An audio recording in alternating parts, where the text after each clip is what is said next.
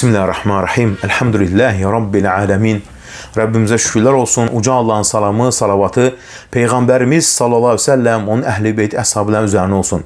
Uca Allah Teala bizi, ailemizi korusun. Bakın, en fəzilətli sədəqə nədir? İnsanlara su vermək, su ilə təmin etmək. Xüsusən isti vaxtlarda.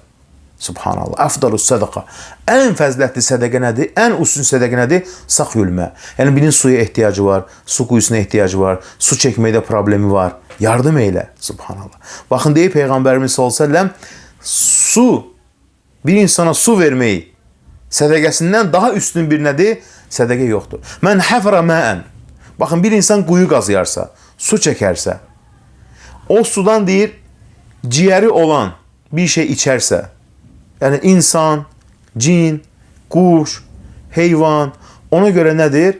Ahirette değil, savabı kazanacaktır. Subhanallah. Bir nefer gelir deyir ki, ya Resulallah, inni ummi tufiyet, anam dünyasını değişip, vəsiyyət de etmeyip. Subhanallah. Ben onun yerine sədəqə versem faydadır. Deyir ki, bəli. Dedi, hansı? Aleykelmə. Deyir, su. Yani su ile təmin elə insanları. Bakın deyik salihlerden biz tabinler, men kəthra zunube. Kimin günahları çoksa insanlara de su versin deyir. Çünkü Allah Teala evvelki ümmetlerden bir kadın, yüngül hayat tərzi keçiren kadın ite su verdiğine göre Allah onu bağışladı. Ama sen bir mümin kuluna su versen, gör onun savabı nedir? Hem dünyada hem ahirette. Deyir ki, ölülerinizi sevindirin. Neyle?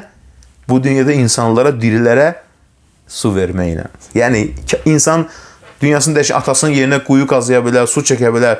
Suda problemi olan suyla təmin edebilir. Subhanallah. Allah'ım sen bizim sonumuzu gözəl eyle. Dünyasında yaşayan valideynlerimizi məkanı cennet eyle. Amin. Bismillahirrahmanirrahim.